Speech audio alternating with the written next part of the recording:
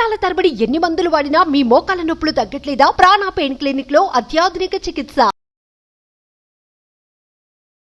నమస్తే, welcome to Suman TV. నేను మీ anchor సరి. ఇప్పటి వరకు కోల్కతా ఇన్సిడెంట్ గురించి ప్రతి ఒక్క ఇన్ఫర్మేషన్ని కూడా మీకు అందించడం జరుగుతూ ఉంది. అండ్ అందులో భాగంగానే ఈరోజు మనం చూసుకుంటే October 1 ఈరోజు లేటెస్ట్గా వచ్చిన హియరింగ్స్ ఏంటి, దాంతోపాటు నిన్న సిబిఐ సందీప్ ఘోష్ ఒక చాట్ ఏదైతే ఉందో దాన్ని రికవరీ చేసిందా అన్న న్యూస్ కూడా మనం వింటున్నాం. అసలు ఆ చాట్లో ఏముంది అండ్ ఫాల్స్ ఎలిగేషన్ని కూడా రికార్డ్ చేసింది తలా పోలీస్ స్టేషన్ అని ఆ వార్త కూడా మనం వింటున్నాం. సో వీటి గురించి ఇన్ డీటెయిల్డ్గా మనతో మాట్లాడడానికి పృథ్వీ గారు ఉన్నారు, వారిని అడిగి తెలుసుకుందాం. నమస్కారం సార్.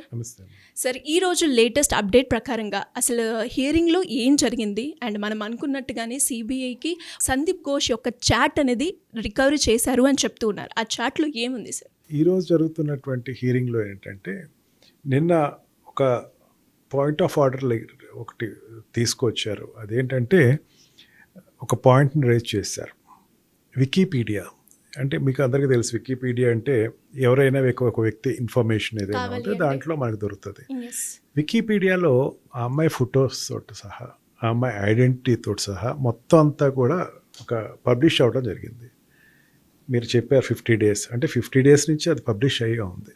50 days నుంచి కొన్ని లక్షల మంది దాన్ని చూస్తున్నారు. అంటే మనకి ఈ సెన్సిటివ్ ఇష్యూస్లో మెయిన్గా ఈ మానభంగం కేసులో కానీ, కొన్ని పోస్కో కేసెస్లో కానీ, చిన్నపిల్లల అత్యాచారం కేసులో కానీ, వీటిల్లో సుప్రీంకోర్టు ఇచ్చిన గైడ్లైన్స్ ప్రకారం లేకపోతే యాక్ట్లోనే ఉంటుంది వాళ్ళ ఐడెంటిటీ అనేది బయట చెప్పొద్దు అని చెప్పి.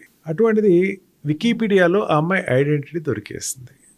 అంటే ఈ దొరకటం అన్నది వాళ్ళకి ప్రాథమిక హక్కుల్లో ఆటంకమే కదమ్మా. వాళ్ళ తల్లిదండ్రులకి వాళ్ళ కూతురు ఐడెంటిటీ అనేది బయట రాకూడదని కోరుకుంటారు ఎవరైనా సరే. పోరాటం అంటే ఎవరైనా చేస్తారు. మెయిన్గా ఇటువంటి దుర్భాగ్యమైనటువంటి కేసుల్లో ఏంటంటే ఏ తల్లిదండ్రులు కూడా బయటకు రాకూడదనే చూస్తారు. ఈ వెనకాల నుంచి పోరాటం, తెలియకుండా పోరాటం అంటే నిజంగా ఖచ్చితంగా పోరాడతారు, దాంట్లో ఎటువంటి డౌట్ లేదు. దీనిలో ఆ అమ్మాయి ఎవరు, ఆ అమ్మాయి ఏ ఇయర్ డాక్టర్ చేసింది, ఆ అమ్మాయి ఎక్కడి నుంచి వచ్చింది, ఏ ఫ్యామిలీ నుంచి వచ్చింది అన్నది మొత్తం ఇన్ఫర్మేషన్ వికీపీడియాలో వచ్చేసింది.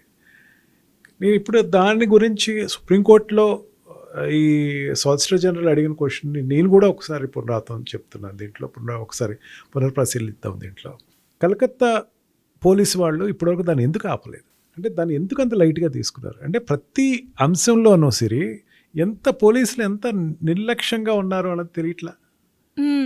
ప్రతిదానికి నీకు సుప్రీంకోర్టుని వెనకాల నుండి ప్రతి స్టెప్ వేయిస్తుందా? అంతేకాకుండా కొన్ని ఫేస్బుక్లో కానీ, కొన్ని ఈ దాన్ని ఏమంటారంటే సోషల్ మీడియాలో కానీ ఆ అమ్మాయి ఫోటోలు రావటం, ఆ అమ్మాయి చనిపోయిన తర్వాత ఫోటోలు రావటం, ఆ అమ్మాయికి ఒక స్టోరీ కూడా ఒక క్రియేట్ అయ్యి పిక్చర్ లాగా వచ్చిందని ఇప్పుడు జరుగుతున్నటువంటి సెషన్స్లో, సుప్రీంకోర్టు సెషన్స్లో పాయింట్ ఆఫ్ డిస్కషన్స్లో నడుస్తుంది. దాని గురించి చాలా గట్టిగా వాళ్ళు అడ్వకేట్స్ ఫైట్ చేయడం జరుగుతుంది. ఆ అమ్మాయి వాళ్ళ తల్లిదండ్రులు చాలా ఇన్సెక్యూర్ ఫీల్ అవుతున్నారు అనేసరికి దానికి ఒక నోడల్ ఆఫీసర్ని అపాయింట్ చేద్దాము, అసలు ఈ మీడియాకి సంబంధించినంతటి వరకు వెరిఫికేషన్కి ఒక నోడల్ ఆఫీసర్ని అపాయింట్ చేద్దాము, అసలు ఇన్నెందుకు బయటకు వస్తున్నాయి, అసలు లిస్ట్ ఇవ్వండి, అసలు ఏమేమి బయటకు వస్తున్నాయి దాని గురించి మేము అసలు వెరిఫై చేస్తున్నాం సుప్రీంకోర్టు జరగడం జరిగింది. ఇప్పుడు అంటే లిస్ట్ అంటే ఏంటి, దీనికి చాలా సీరియస్గా తీసుకుంటున్నాను. మేము ఇక్కడ సీరియస్గా చర్చ చేస్తున్నాం. నిన్న ఒక స్టేజ్లో ఏమైందంటే, అంటే కలకత్తా గవర్నమెంట్ డబుల్ స్టాండ్ గురించి చెప్తున్నాను. కలకత్తా గవర్నమెంట్ నిన్న ఏమో ఒక మాట చెప్పిందంటే, వాళ్ళ రిప్రజెంటేటివ్ అయినటువంటి కపిల్ సిబాల్ ఏం చెప్పారంటే, దయచేసి మీరు లైవ్ ఇవ్వకండి, లైవ్ ఇస్తాం వల్ల మాకు కొంచెం ఇబ్బందిగా ఉంది అని చెప్పేసి సుప్రీంకోర్టు లైవ్ ఇవ్వద్దు అంటూ జరిగింది. సుప్రీంకోర్టు జడ్జెస్ వాళ్ళు చాలా క్లియర్గా చెప్పారు, లైవ్ ఇస్తుంటే కాస్త మీరు అలర్ట్గా ఉంటారు, వచ్చిన నష్టం లేదని. లైవ్ ఇవ్వద్దు అన్నది దేనికోసం చెప్పారు, సెన్సిటివ్గా ఉంటుంది ఇష్యూస్ని. సెన్సిటివ్ ఇష్యూస్ని బయట పబ్లిష్ అయితే మాత్రం వాళ్ళు కంట్రోల్ చేయరు. ఎంత హేయం అది. కమిషనర్ ఏం చేస్తున్నాడు, ఏం మాట్లాడుతున్నాడు, నేను అడిగిన క్వశ్చన్ కాదమ్మా, నేను అడ్వకేట్స్ అడిగిన క్వశ్చన్ అది. కమిషనర్ ఎందుకు ఈ విషయంలో అయినా సరే అతను టెర్మినేట్ చేయండి, అది తప్పించిన జాబ్లోంచి. ఎందుకంత నిర్లక్ష్యంగా దీన్ని తీసుకుంటున్నారు? మొదటి నుంచి నిర్లక్ష్యంగా ఉన్నారు, ఇప్పటికే నిర్లక్ష్యంగా తీసుకుంటున్నారు. అంటే దీని గురించి ఎటువంటి స్పందన లేదా గవర్నమెంట్కి, ఎటువంటి దాని గురించి ఆలోచన లేదా? ఇప్పుడు ఏమైపోయిందంటే, దొంగల దగ్గర నుంచి సొమ్ములు రాబడి అంటారు. అంటే దొంగలు ఎవరైతే ఉన్నారో వాళ్ళ దగ్గర నుంచి సొమ్ములు ఒక్కొక్కటి తీసుకునేసరికి వాళ్ళ బాధగా ఉంది. వాళ్ళు చేసినటువంటి చర్యలన్నీ బయటకు వస్తాయన్నటువంటి ఒక బాధగా ఉంది. దీంట్లో 3 ఇప్పుడు అరెస్ట్ అయ్యారమ్మా సిరి. రాయ్ ఒకళ్ళు, అండ్ ఘోష్ అండ్ అభిజిత్ మొండా ఒకళ్ళు అరెస్ట్ అయ్యారమ్మా. ఈ ఇద్దరు హాస్పిటల్ సంబంధించిన అతను. హేయం ఏంటంటే కమిషనర్ ఎందుకు రిజైన్ చేయాలని చెప్పేసి అంత గట్టి గొడవ జరుగుతుందంటే SHOని కూడా అరెస్ట్ చేశారు, స్టేషన్ హౌస్ ఆఫీసర్ని అరెస్ట్ చేశారు. దేని గురించి అరెస్ట్ చేసి ఉంటారు? మామూలుగా జనరల్గా అయితే తప్పిస్తారు, విధుల నుంచి తప్పించడం, సస్పెండ్ చేయడం, టెర్మినేట్ చేయడం ఏదో చేస్తారు. కానీ అతను అరెస్ట్ చేయడానికి కారణం ఏంటంటే ఈ ఉన్న ఎవిడెన్సెస్ని మాఫీ చేసి కొత్త ఎవిడెన్సెస్ని క్రియేట్ చేసి ఫ్యాబ్రికేటెడ్ ఎవిడెన్స్ అక్కడ కల్పించాడని అతను అరెస్ట్ చేశారు. ఓకే, అతను అరెస్ట్ చేసిన రీజన్ అది. సిఐని అభిజిత్ని అరెస్ట్ చేసిన తర్వాత నిన్న సిబిఐ వాళ్ళు చెప్పడం జరిగింది, మాకు కొన్ని లీడ్స్ దొరికినాయి ఈ విషయానికి వచ్చి, ఆ పోస్ట్ మార్టం సంబంధించింది కానీ కొన్ని అమ్మాయి కొన్ని వాట్సాప్ మెసేజ్లు పంపించడం జరిగింది, SMS మెసేజ్ పంపించడం జరుగుతుంది. అవి కూడా రికవర్ చేయటం మేము చేసుకున్నాము, అవన్నీ కూడా దాని గురించి కూడా చేస్తాం. ఇట్లన్నిటినీ డిస్ట్రాయ్ చేయటానికి అతని దగ్గర నుంచి లీడ్స్ దొరికినాయి. అంటే లీడ్ అంటే సిబిఐ మెల్లిగా కోణంలోకి వెళ్ళిపోతుంది. సిబిఐకి ఇంతకుముందు అనేకసార్లు చెప్పుకున్నాం మనం, సిబిఐకి ఎటువంటి ప్లాట్ఫామ్ లేకుండా ఎటువంటి ఆధారాలు లేకుండా అప్పచెప్పిన కేసు. అతను అరెస్ట్ చేసిన తర్వాత ఎవరెవరు వెనకాల వ్యక్తులు ఉన్నారు అన్నది కనిపెట్టడం కోసం వాళ్ళు చేసే ప్రయత్నాల్లో కొంచెం సక్సెస్ఫుల్గా ఉన్నాము అని చెప్పడం జరుగుతుంది.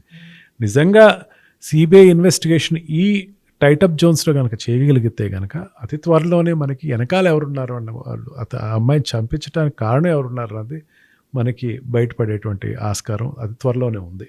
అండ్ అదే విధంగా సార్, మీరు ఇంతసేపు సిబిఐ సందీప్ ఘోష్ ఒక చాట్ రికవరీ చేయడం జరిగింది అన్నారు. అసలు అందులో ఏముంది సార్? చాట్ అనేది గమ్మని చెప్పరమ్మా జనరల్గా. కాకపోతే ఏంటంటే మనకి ఈ చాట్ సందీప్ ఘోష్కి సంబంధించిన నెక్స్ట్ అధికారులతోటి తన తోటి ఈ అమౌంట్స్ డిస్ట్రిబ్యూషన్ దగ్గర కానీ ఈ అంశం, ఈ అమ్మాయి మర్డర్ కేసు గురించి సంబంధించినటువంటి విషయాన్ని పై అధికారులకు కానీ ఆ స్టేట్ గవర్నమెంట్లో ఉండేటువంటి ఉన్నత వ్యక్తులు కానీ పంపించినటువంటి ఆధారాలు సిబిఐకి దగ్గరికి వచ్చినాయి. అంటే సిబిఐకి మెల్లిమెల్లిగా ఈ కర్టెన్స్ అనేది క్లియర్ అవుతున్నాయి. ఇతనికి ఇతని పాత్ర, ప్రతివాడి యొక్క పాత్ర అనేది మెల్లిగా బయటకు తీసుకొస్తుంది. అతి త్వరలోనే దాని గురించి మనకి పూర్తిగా వివరాలు దొరుకుతాయి. సిబిఐ ప్రతిదీ కూడా కవర్ తోటి, అంటే సీల్డ్ కవర్ తోటి సుప్రీంకోర్టుకి ఇవ్వటం. జనరల్గా ఏమవుతుందంటే సీల్డ్ కవర్ ప్రాసెస్ అంటారు సుప్రీంకోర్టులో కానీ హైకోర్టులో కానీ. ఏదైనా ఇన్వెస్టిగేషన్ చేస్తున్నారంటే సరిగ్గా చేస్తున్నారు లేదు మాకు ఎట్లా తెలుస్తుంది అంటే ఒక సీల్డ్ కవర్లో ఇచ్చి పంపిస్తారు, వాళ్ళు వెంటనే వాళ్ళు చూసి వాళ్ళు వెనక్కి పంపించేస్తారు. అంటే ఏదైనా ఓపెన్గా రివీల్ చేయాలి. బట్ సీల్ అన్నది హైకోర్టు కానీ సుప్రీంకోర్టు కానీ ఉండదు. ప్రతి సుప్రీంకోర్టు అడిగినప్పుడు ఇవ్వాల్సిందే. ఆ రకంగా వీళ్ళు పంపించడం జరిగింది, దాన్ని వెరిఫై చేస్తున్నారు. అండ్ నిన్న సుప్రీంకోర్టు, ఇవాళ సుప్రీంకోర్టు కంటిన్యూగా దాని గురించి ఉండే సెక్యూరిటీ మెజర్స్లో ఫెయిల్ అయ్యింది, సీసీ ఫుటేజెస్ విషయంలో ఫెయిల్ అయ్యింది. అండ్ వీటిలన్నింటినీ కూడా ఖచ్చితంగా అక్కడ అమలు చేయాలి అని చెప్పేసి సుప్రీంకోర్టు ఉన్నత న్యాయస్థానం అది ఇంటర్వ్యూన్ చేసుకుంటూ జరిగింది. సరే, ఇక్కడ నాకు కానీ అందరికీ సందేహం వస్తే సుప్రీంకోర్టు చెప్తే కానీ వీళ్ళకి అర్థం కాలేదు ఇప్పటి వరకు. అవును, ఏదో దారుణం అది చాలా సార్. ప్రతి ఒక్క కేసులో కనుక మనం చూస్తే వచ్చిన ఎవిడెన్సెస్ ప్రకారం కోల్కతాలో అక్కడ పోలీస్ వాళ్ళు కావచ్చు ఎలాంటి స్పందన అయితే మనం చూడట్లేదు. పోలీస్ సంబంధం లేదు. పోలీస్కి అసలు నాకు ఈ విషయంలో అసలు నాకు పట్టింపు లేదన్నట్టు వదిలిపడేస్తారు. దానిని సుప్రీంకోర్టు ప్రతి అడుగుతూ ఉంటే రేపు తీసుకొస్తానండి దాని ఇన్ఫర్మేషన్. సీసీ ఫుటేజ్ ఏమైంది, కేవలం 36 మినిట్సే ఉందండి, మిగతా అదంతా ఏమైంది, అదంతా టెక్నికల్గా డిలీట్ అయిపోయిందండి. మరి అక్కడ పోస్ట్ మార్టం రిపోర్ట్ ఏమైంది, పోస్ట్ మార్టం రిపోర్ట్ ఎందుకంత త్వరగా చేశారు, అది ఏదో చేసామండి. అంటే ప్రతిదానికి ఒక నిర్లిప్తత, ఒక ప్లాన్నెస్. నిర్లిప్తత అంటే సమాధానంలో నిర్లిప్తత ఎందుకు వచ్చిందంటే వెనకాల ఒక ప్లాన్ అయితే ఉంది అన్నది స్పష్టంగా అయితే జనాలు గొడవ పెట్టిన. ఇందాక జూనియర్ డాక్టర్స్ వాళ్ళు ప్రెస్ మీట్ కూడా ఏదో చెప్పారు, వాళ్ళు కూడా చాలా క్లియర్గా చెప్పారు, మాకు ఇంకా ఈ వ్యవస్థ మీద మాకు నమ్మకం లేదు, ఇంకా ఇన్వెస్టిగేషన్ మాకు నిజం రావాలి. నిజంగా అడిగితే తప్పేం లేదు. సరే, ఇప్పటివరకు ఎవరు చేశారు, ఎవరు మానభంగం చేశారు, ఎవరు చంపారు అన్నది విషయం బయటికి రాకుండా జనాలు మీరు అయిపోయింది కదా వాళ్ళు చూసుకుంటున్నారు మీరు వదిలేసేయండి అని చెప్పడం నిజంగా బాధే. సుప్రీంకోర్టు కూడా అదే ఆవేదన నిన్న కూడా వ్యక్తం చేసింది. అసలు ఏం జరుగుతుంది, ఎంతవరకు అసలు చంపిన వాళ్ళు, మానభంగం చేసిన, అకృత్యం చేసిన వాళ్ళు బయటికి రానివ్వండి ముందు, అప్పటి వరకు మేము వదలమని చెప్పింది. 50 రోజులు అయిపోయింది ఇప్పటివరకు. 50 రోజులు అయిన తర్వాత మనుషులు దొరకలా. క్లియర్ కట్గా ఈ వ్యక్తి చేశాడు, ఈ వ్యక్తి ఈ రకంగా చేశాడు దొరకలా. ఒక సైడ్ నుంచి మొదలయ్యి అక్కడ బ్రేక్ వచ్చి మళ్ళీ ఇంకో సైడ్ నుంచి మొదలయ్యి అది బ్రేక్ వచ్చి రకరకాలుగా టర్నప్ అవుతుంది, కానీ వ్యక్తి అనేవాడు దొరకలా. అంటే వ్యక్తి అనేవాడు దొరకకూడదని ఒక ఏజెన్సీ వర్క్ చేసింది దీనికి. అంటే వాళ్ళ ప్లాన్ చాలా క్లియర్గా ఉంది. సందీప్ ఘోష్ గురించి మనం అనుకుంటున్నాం. సందీప్ ఘోష్ అంతకు ముందు ఆ ఘటనా స్థలానికి రావటం జరిగింది, ఘటనా స్థలంలో వెరిఫై చేయడం జరిగింది. నువ్వెందుకు వెరిఫై చేసావు అన్న దాని మీద ఇన్వెస్టిగేషన్ జరుగుతుంది. అతను ఒకటేనే ఉన్నాడా, ఇంకెవరైనా ఉన్నారా అని చెప్పి, అంటే ఒక అమ్మాయిని చంపాలని చెప్పేసి అతి క్రూరంగా ఆలోచించి ఒక పని చేసినటువంటి మేధావులు ఎవరైతే ఉన్నారో వాళ్ళకి నిజంగా ఎటువంటి శిక్ష వస్తుందో కానీ దాని గురించి ప్రతి వాళ్ళు ఎదురు చూస్తున్నారు. నేను సిబిఐ కరెక్ట్గా చెప్పిందమ్మా నిన్న చాట్లో చాలా క్లియర్గా ఏం చెప్పిందమ్మా, చార్ట్స్లో వాళ్ళు ఇచ్చిన చార్ట్స్లో, అమ్మాయి దొరికిన చార్ట్స్లో సందీప్ ఘోష్ చెప్పిన దాంట్లో అమ్మాయి లిమిట్స్ క్రాస్ చేసింది, ఆ అమ్మాయి తన పరిధి దాటి ముందుకెళ్ళింది అని చెప్పడం జరిగిందమ్మా. అంతేకాకుండా ఈ ఇండైరెక్ట్గా ఒక యాక్ట్ తన చెప్పడం జరుగుతుంది. అంటే తన ప్లాన్ అనేది దీంట్లో స్పష్టంగా ఉంది. దీనిని గురించి ఇన్వెస్టిగేషన్ జరుగుతుందమ్మా. అంటే ఆ అమ్మాయి వాళ్ళు అడిగిన డిమాండ్స్ కానీ వాళ్ళు అడిగినటువంటి దాన్ని ఒప్పుకోలేదు. ఎందుకు ఒప్పుకోలేదు, అది అందుకే మేము ఇది చేసాము అన్న దాన్ని లీడ్ అనేది ఏదైతే ఉందో దాని మీద సిబిఐ ఈరోజు కూర్చుండడం జరుగుతుంది. ఇదే కాదమ్మా, అనేకమైన చాట్స్, సందీప్ ఘోష్ సంబంధించిన చాట్స్ అనేవి చాలా కూలంకషంగా సిబిఐ ఇన్వెస్టిగేషన్ జరుగుతుంది. ఇన్వెస్టిగేషన్ చేస్తుందంటే దౌర్భాగ్యం ఏంటంటే స్టేట్ గవర్నమెంట్ దాన్ని సపోర్ట్ చేస్తుంది.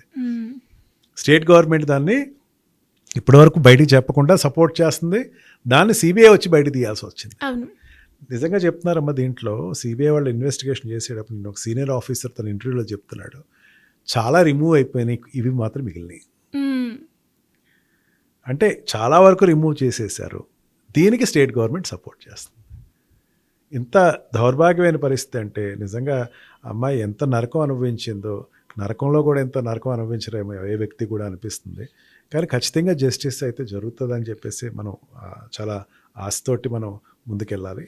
దీని గురించి ఇంకా విపులంగా మనం అనేకమైనటువంటి విషయాల మీద చర్చలు చేసుకోవాలి. దాంట్లో సుప్రీంకోర్టు ఇంటర్వెన్షన్ వల్ల ప్రతిదీ ఇంతవరకు వచ్చింది. సుప్రీంకోర్టు లేదు, ఈ రోజున లేదు అంటే అసలు ఇన్వెస్టిగేషన్ లేదు, క్లోజ్. వాళ్ళందరినీ తీసుకెళ్ళి లోపల వేసేవారు, జూనియర్ డాక్టర్ లోపలికి వేసేవారు, వాళ్ళ మీద మీసా ప్రయోగించారు. మీసా అంటే రేపొద్దున వాళ్ళు తప్పించేయటం. అంటే సుప్రీంకోర్టు ఇంటర్వెన్షన్ వల్ల ఇంతవరకు జరుగుతుంది.